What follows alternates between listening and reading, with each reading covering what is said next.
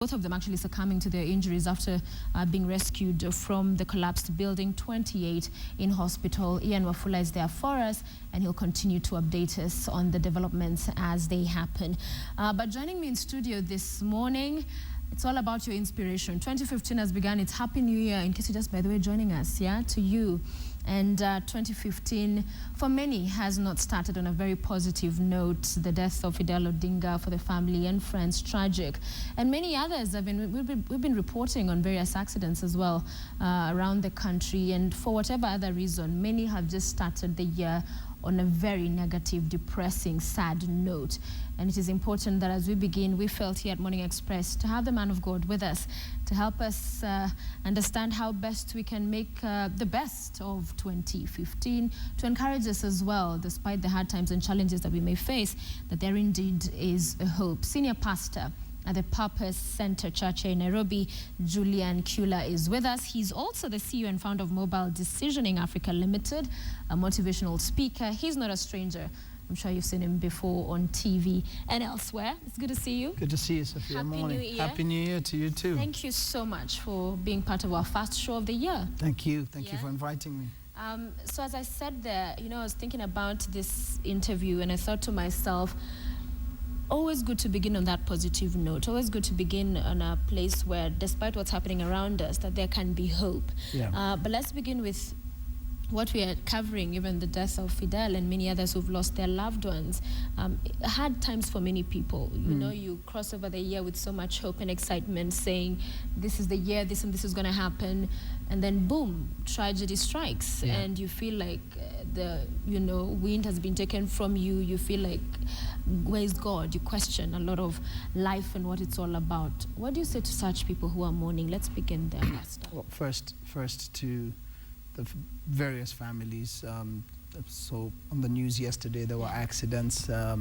There's the incident at Huruma. There's the family of the former Prime Minister, and we send our deepest condolences to that family and to every other family that is starting the year at that level. We're living in very, very challenging times, period. Whether it's December 28th or January 4th, we are living in very interesting times across the entire world. And most of the times I try to tell people we're not a Kenyan world, we are humans on the earth. And whether you look at Singapore or whether you look at Turkey, whether you look at Yemen, everywhere is going through, whether you look at Indonesia, everywhere is going through a very interesting phase in terms of just awakening to this, what should be a very exciting new phase of life. And all of a sudden, the teachers strike this morning in Kenya, probably a teachers strike somewhere in the Philippines. We're living in very, very interesting times. And so one of the things I always encourage people is life is not about a government, life is not about just a country. Yes, we are in the country, but life is you. And there must be a focus on you and the things you want to achieve. And so the big challenge comes back to people is you cannot form your entire life around a political movement, and you cannot form your entire life about just what's happening on a particular morning. A misty morning does not signify a cloudy day. And so when you think about life, if you go through Limuru in the morning at 7 a.m., it can be very misty. Pass through the same place at noon, it's a beautiful day. Clear. And so what I'd like to give people hope is to let them know that you must look at life with a very different attitude. You must look at life with a very different eye. And because if you look at life through the eye of depression, that's what life will give back to you. And so the year may have started misty. It doesn't mean it will be a cloudy year. I'm convinced this is actually going to be one of the better years we have seen as human beings. And yes, there will be global calamities. Yes, there will be things that will happen. But there must be a different attitude we put on, because everything's how you perceive it. And I'm a big believer on perception and how you look at things. Yeah, because there are those who wonder, where is God? Why did God allow this to happen? Yeah. Wasn't there a sign? It should have been me, it should have been somebody else. What do you tell those people who now feel like God has abandoned them, like there is no hope for them at all? I mean, throughout humanity, people have gone through feelings. I mean, there were times people were hanged just for calling on the name of Jesus. There were times people were killed for saying the world is round, and they asked themselves, where is God? The entire humanity is constantly asking, where is God? And the reason we hear it a lot more now is because there was a time the earth had 1 billion people. There was a time the earth had 500 million people. There was a time the earth only had 200,000 people. Yeah. And now we're 7.2 billion people. I was reading on the CIA fact book that one of the predictions they had made was that by 2015, from 2000, the world will have increased by another 1 billion people. They were off by 200 million. Yeah. We've increased by 1.2 billion people. We have social media. People are becoming more free to ask the questions. So it's not that people have started asking now. This has been a question that the entire human race asks over and over again, no matter which worship element they choose. For those that believe in God and for those that ask regarding God, yes, there are questions around why this earthquake? Why would a building come down when my child is in it? Why would this happen to my family? Plane disappear? Why would a plane disappear, God? Why would you allow these things to happen? You know, and it's the same question that they would ask about the martyrs in Uganda back in 1920, and you start to ask yourself, why in the 1850s? Sorry, why would these things happen, and why are they happening to me? And it's not a bad question. Yeah. And I don't have an answer. It's human. And there are many questions we shall ask God when we meet with him around the why me's. But here's what I can tell you, is there are a lot of calamities on the earth that are driven by men. A building is wrongly built, wrongly structured. God has given man brains to know how to put up a good building. It comes down and people say, God, why me? Well, we need to use the facilities that he's given us to be a lot more careful about the environment, about the earth. You know, when we see certain things happening on the Arctic Sea, when we see ice is melting a lot faster, when we see that global warming is actually becoming a serious concern, it's actually the doing of men. When we want to clear up forests, because we're increasing in number, people want to settle down, and therefore we're moving faster, we're moving hastily. And I'm not excusing that people shouldn't ask that question. I'm just saying there is also a responsibility on us to say, hey, I need to be a lot more conscious about my environment and my community. And I am also my brother's keeper. If I find a man with no food and I have extra food, if I could just be human, and give. That responsibility starts to become mine. It would be great to see Kenyans coming out to stand with their families in Huruma. I'm already calling church to find out how can we get involved and what can we do, and can we send a team there.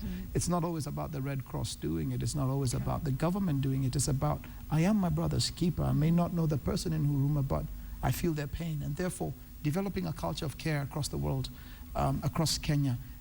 Changing our mindset about tribalism is actually something we really need to do, because we're not going to get rid of Kikuyus, and we're not going to get rid of Kambas, and we're not going to get rid of Luos, and we're not going to get rid of Kalenjins. Somewhere down the line, we have to figure out how we can just learn to love one another and appreciate our differences, because if God made us all one tribe, then we would fight as clans. I can tell you of countries that are just one tribe, and they're fighting. Find points to fight. So we must figure out. It's basically a question of just coming out of selfishness and coming into a place of selflessness, moving from a place of just success and actually reaching a place of significance to say, I care for my brother even if I don't know their tribe.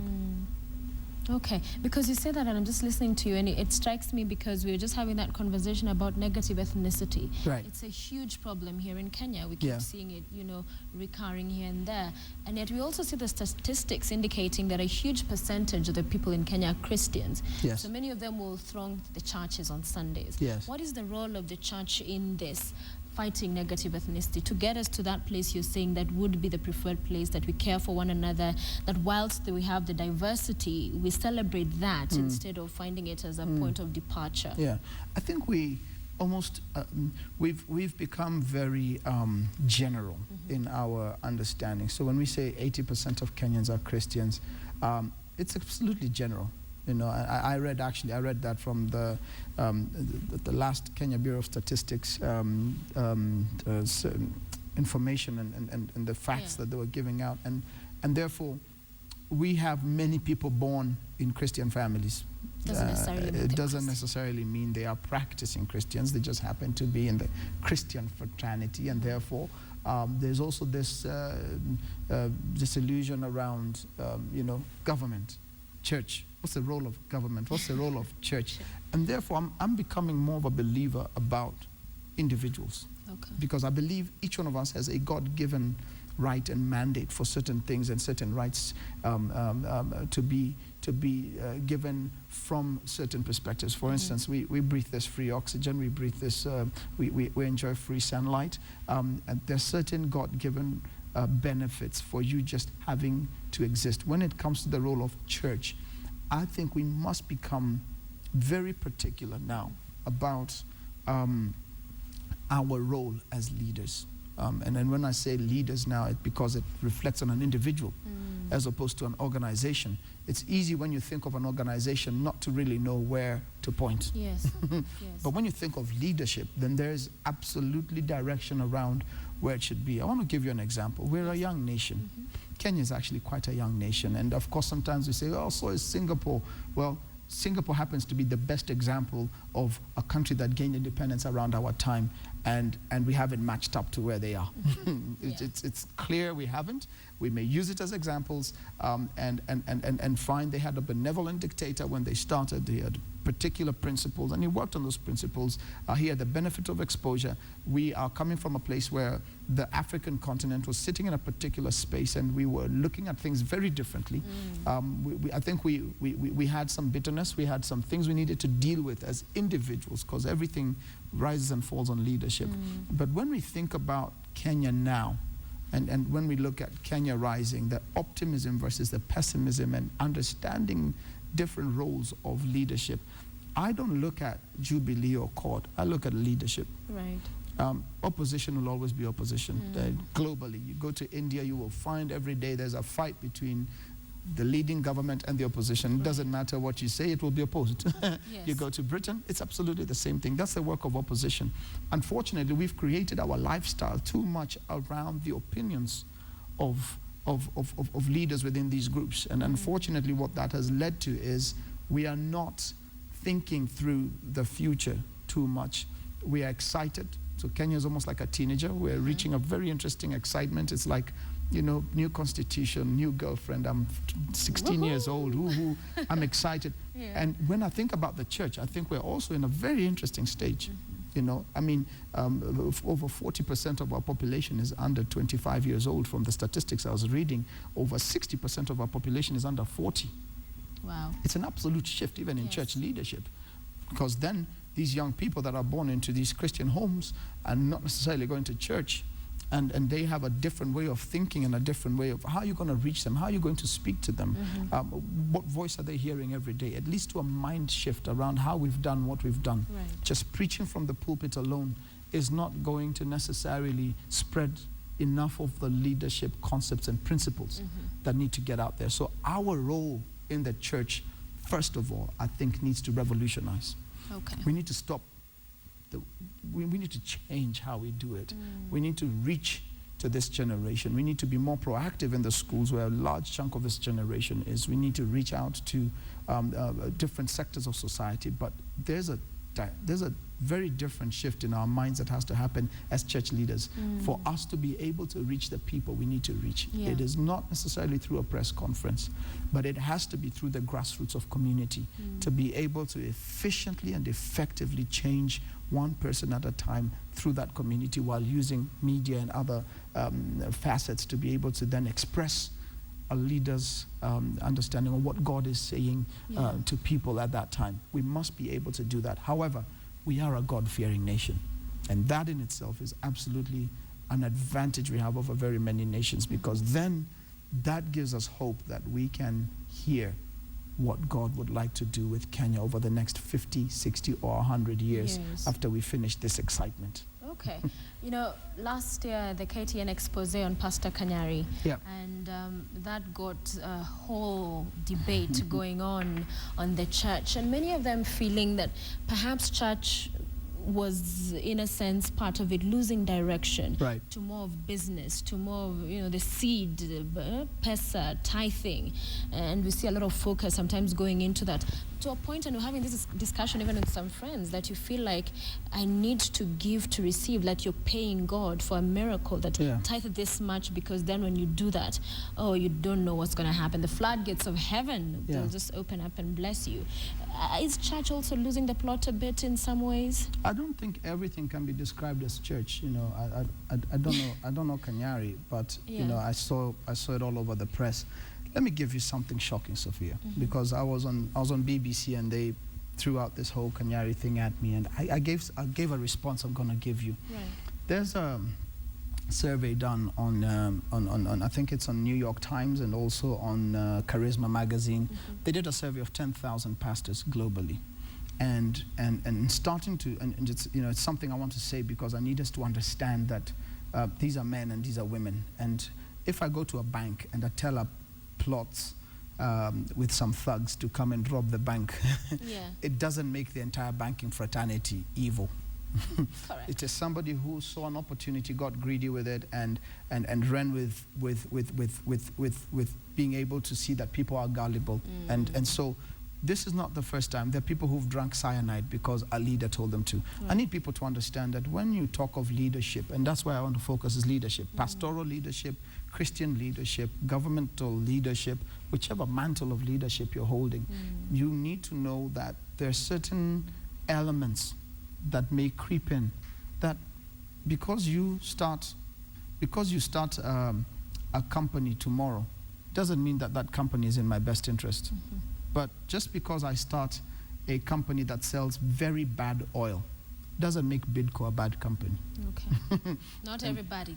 It's not everybody. And therefore, I think, and one of the challenges I'm giving, and I'm coming back to the statistics I was talking about in a minute from New York Times, I think everybody must take a responsibility to know God for themselves. I think that. If you go somewhere, and that's why one of the challenges I think you've been hearing me saying this a lot everywhere is, listen, I'm simply a servant coming to deliver a message 52 times a year. Yes. Just 52. You have 360 something other days in the year to know God for yourself. And therefore, where you feel that this is off and this is not working in the right way, because there'll be radicals everywhere. When you think of cocaine, it's a drug that was originally put in place for medical use. But when it is abused, it doesn't mean the drug is a bad thing. It's the abuse of the drug that's a bad thing. Right. And so when the gospel is abused, it's something that has happened from time immemorial. From the time of Paul in the Bible, from the time of Jesus, from the time of even Moses, God was misused by people. And therefore, it's nothing new. In fact, the book of Ecclesiastes tells us there's nothing new under the sun. But let's come home, because there was another time a pastor was found with a woman, and another time a pastor was... Yeah, it's been crazy. It's been a roller coaster, and everyone gets excited about these stories as if there's an exciting thing to human failure. But here's the thing. That statistic, 10,000 pastors were interviewed, and it has about 70 statistics. I'll only highlight 5 or 6 of them. Right. 1, 80% of the pastors were depressed. What? Or had been treated for clinical depression. Wow. 84% of them, their spouses don't believe in what they do. That's sad. 82% of them, these are high, we're in the 80s. 82% of them said that if they were offered another job within 24 hours, they'd take it. Whoa. And I'll tell you why. 70% of them, the firstborn sons or their firstborn daughters, their firstborn child had also undergone depression. Wow. All right? 40% of them had slept with a member of their congregation. Astounding. Outside of their spouse. Whoa. And then 94% of them did not have a relationship with God. They only spent time in the Bible to prepare for Sunday. And I could go on and on and on. Yeah. However, this starts to show you that any person who's given a responsibility to deal with people globally, the human race, is not an easy group to govern. It's a hard job. Period. It's a hard job. It's a hard job when your children don't have their privacy and their life belongs to the church. And so certain things lead to certain human habits. it doesn't make an excuse for anyone that fails, because nobody, they were called into this. Some were called, some were not. We don't know until you see, because the Bible is clear, you shall know them by their fruits. Eventually you get to see. But failure is something that is bound to happen when you are in an environment where you're constantly in a state of absolute judgment. Yeah, scrutiny. It's constant scrutiny. I can't imagine in media, because you're also in a form of leadership. So one wrong move by Sophia on a Monday morning, and the entire world comes hurling at her with everything that she's got. Does that entail that Sophia will never do media again? Does it entail, when you look at everybody, every individual in life, and I think sometimes a lot of the people hiding in social media with masks are actually cowards. Correct. I think if you really mean what you want to say, be able to say it. If you can say it to my face and you can say it, and I think there's room for critique, but I think there's excess criticism of the entire church for the mistakes and failures of one or two people. There are 5.6 million people that now live in Nairobi. That's a large number of people. There are only 400,000 people that go to church on any Sunday morning. We still have a lot of work to do as pastors, and therefore I'm convinced that part of this is also a strategy from an enemy to make sure that even pastors just start losing their grip and their voice. But then what that does, and that's the thing that Satan has never understood, the more you attack God, God is very calm, and God is very timely. He watches. He watches. And so what I'd like to tell leaders who are doing the right thing is, do what you have to do. Be consistent. Speak the truth. Do the best to live within the, because I've said before, a crooked stick will always have a crooked shadow. And therefore, where we have failures, I'm not perfect. I have many failures. They're just not known to the public. And so when I look at myself, I say, how do I continue to become better as an individual? Because there are so many lives that depend on my day-to-day habits, but actually I need to point them more to God than to myself. And there comes one of the problems. A lot of us also have reached a dilemma where we are pointing people more to ourselves. And this is the first sign of trouble. If anyone's pointing anyone more to themselves than to God, you need to run away from them as far as possible, because they're not God, and no one can take the place of God. You cannot worship a man.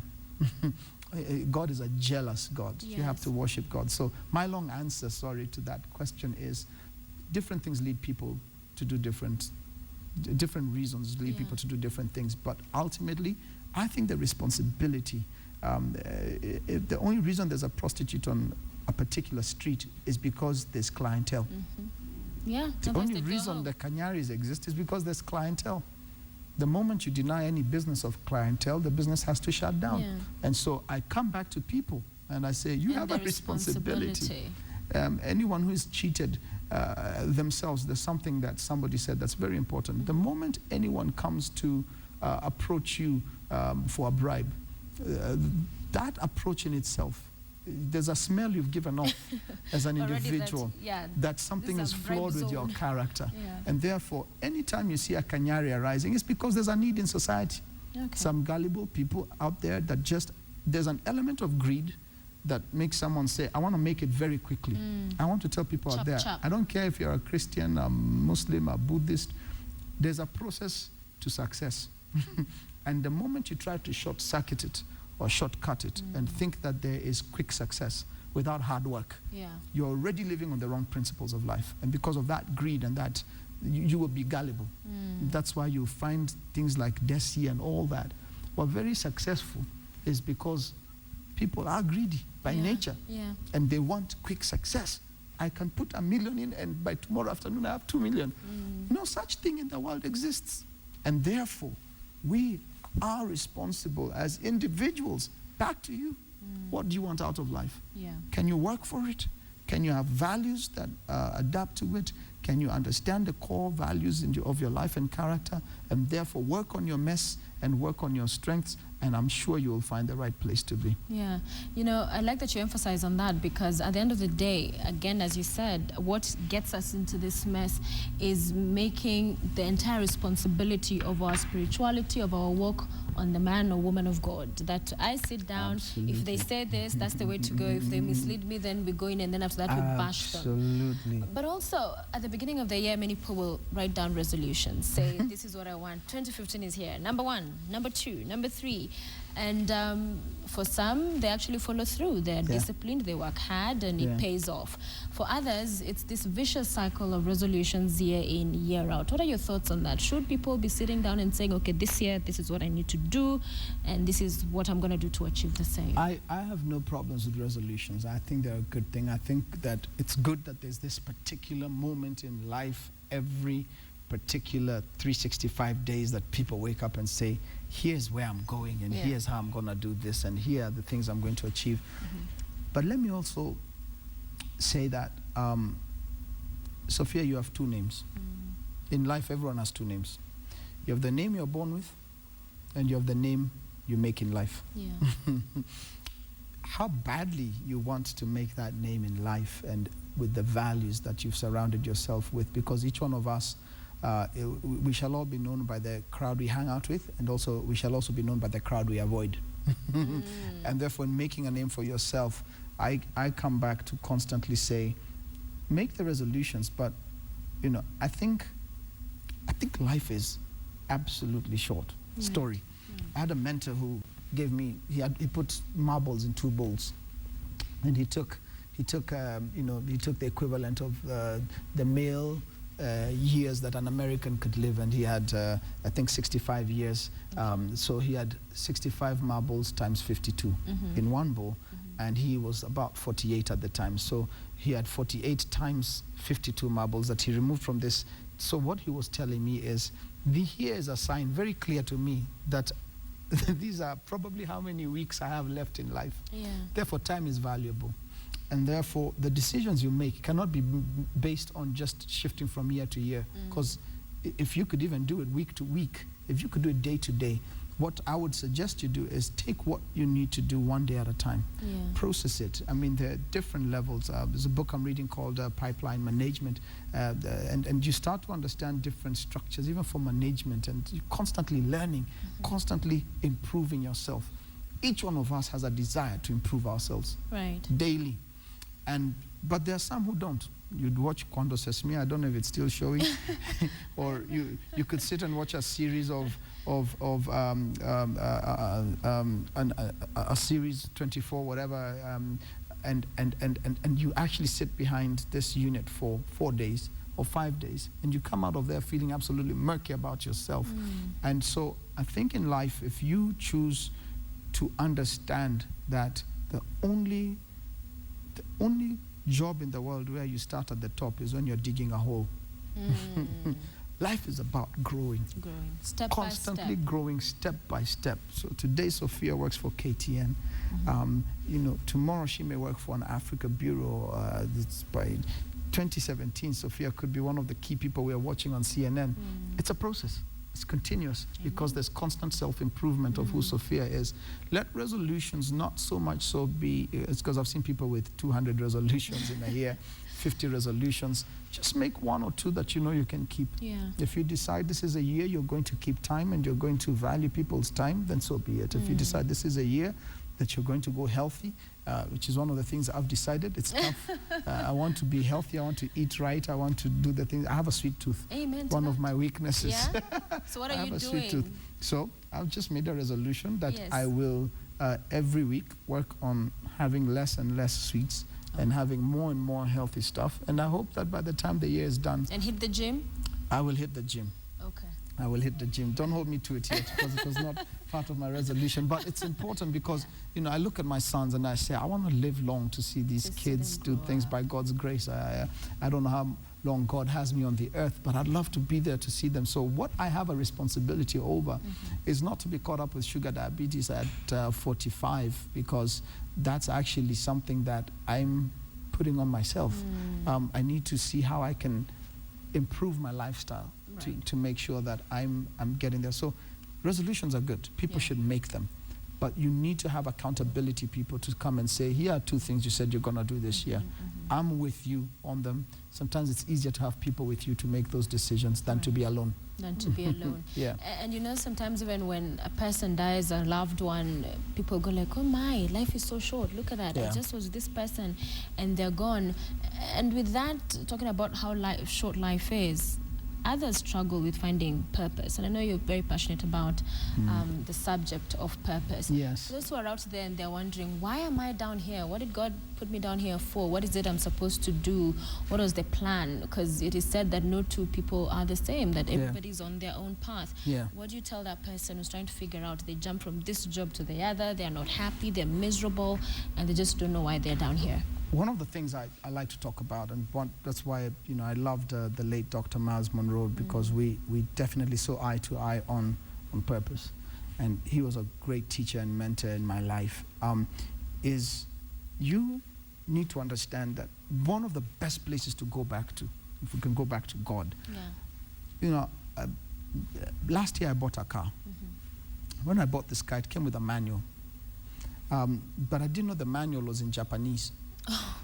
And I couldn't figure out how certain things are supposed to work in the car when I don't understand the manual. Yeah. And therefore, I went online to look at whether they had an English manual, and lo and behold, there it was. And all of a sudden, I could figure out, okay, so this is what I'm supposed to do. These are the things I do. And therefore, I'm using that as an analogy to come back and say, okay, in life, one of the things we must all figure out is you must go back to the manual of your manufacturer. Because the best way to handle anything is to go back to its original manufacturer. Yeah. When God built each one of us, any manufacturer who builds anything has an understanding that I want this thing to be able to do this. I want this chair to be sat on. Therefore, I'm going to create it in a particular way.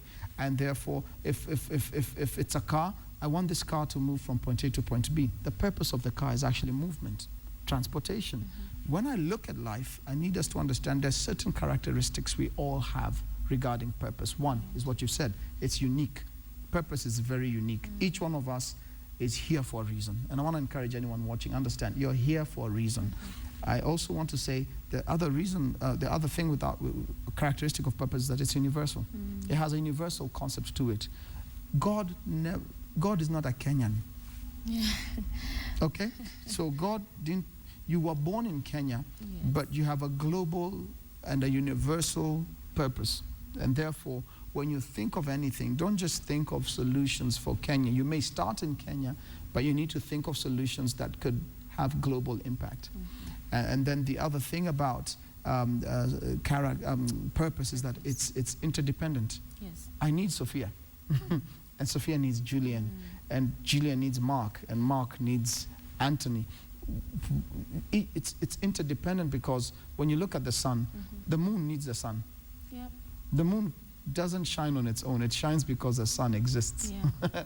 and every one of us in life, if you meet a successful person in life, they owe it to somebody who, if you see any successful person in life, they owe it to a dreamer who believed in them. And therefore, each one of us has somebody that makes us shine. And purpose is interdependent. There's a person on earth set aside to make sure you grow and you become what you're supposed to become.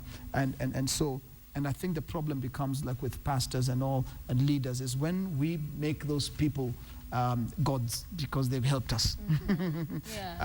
And therefore, the other thing, though, that I find very amazing is that purpose has a multiple effect. So I don't know if you remember, Sophia, but we used to have back in my day boom boxes or stereos for music. It had a turntable, it had a tape deck, it had a CD player. Nowadays, I think they're just coming with one gadget. But they're very cool nowadays. It's very cool. But back then, it was a multiple thing. I could play a tape, but I couldn't take a tape and put it in a CD player.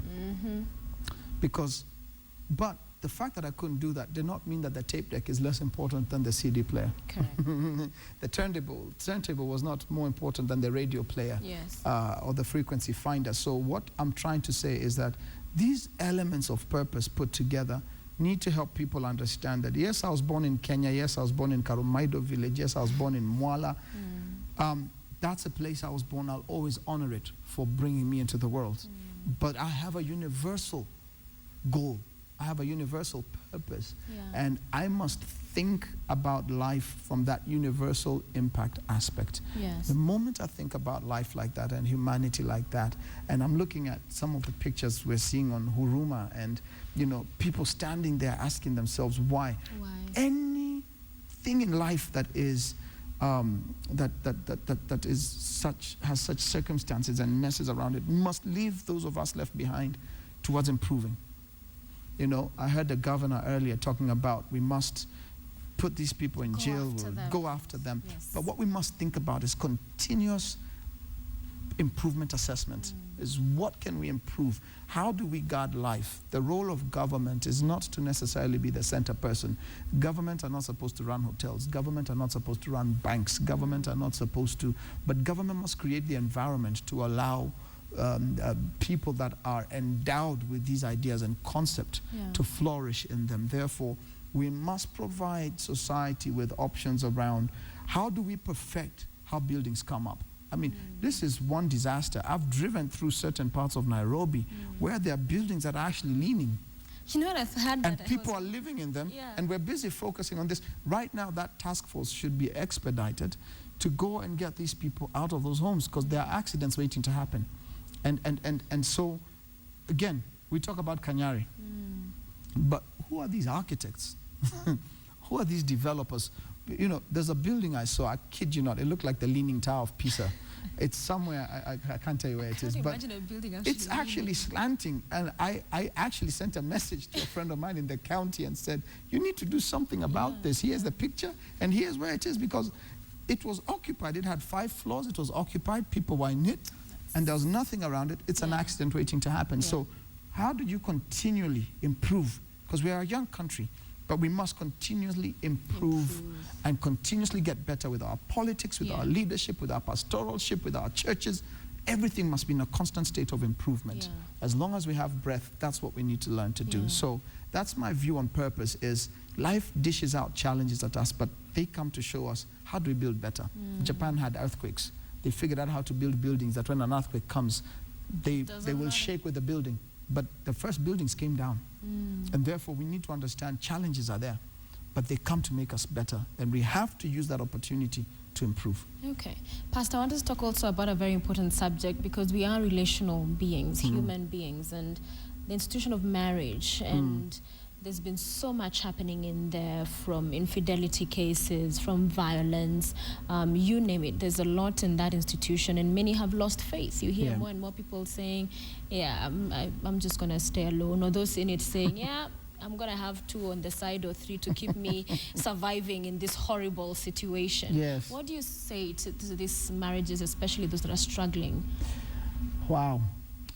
Again, we're living in a very fast-moving world, extremely fast-moving world. The institution of family is in a place it's never been before. Right. I think we honestly are in a place where, socially speaking, I read an article, I don't know which newspaper it was in, I found it very interesting that now, it's become very easy for African ladies to connect with white people, and so it's because of social media. All of a sudden, and let me explain why this is an important facet of, it's become easier for people to hook up. Yeah. And it's become easier because of the society we're living in, for there not to necessarily be much of ado about family. It's become easier for people to just come and stay. It's become easier for people to have options. So when we think about our parents or grandparents, they're in a particular village, everybody knew them. Everyone knows. Everybody knew, and therefore, and culture had a way that it would judge certain habits, and so we've now entered a world where moral values are not very, moral values have turned upside down, and therefore it's become proper for a lady to sleep around. It's become proper for a man to have 7 women, 8 women, and it's okay with even their wives. So it's become tougher. I'll tell you, it's become tougher for pastors, and when I say that, I mean in trying to keep families together, it's becoming tougher. And I'll tell you the truth, I have hope for the family unit, but I told them in church that I feel like spending a lot more time with the Sunday school children because I feel like somewhere we've missed an entire generation. Wow. And it's very hard, Sophia, for me to change your mind at this age. It's very hard. I can do it, but it's much easier for me to change a 5-year-old's mind and start grooming them and growing them from there with certain values in life. And I think we need to invest more in our children. When you look back at what's happening, this generation of young people that are doing crazy things, social media is showing them everything. You can access porn from any phone now, and within seconds you have things that maybe before would have taken you a lifetime to see. You can access news about Russia and women seeking men and whatever is happening, and then you start accessing information. What is actually giving people this place, I believe, is that so much information is now available. I read somewhere that in 1900, the amount of information today in a New York Times was equivalent to the information in a lifetime in 1900.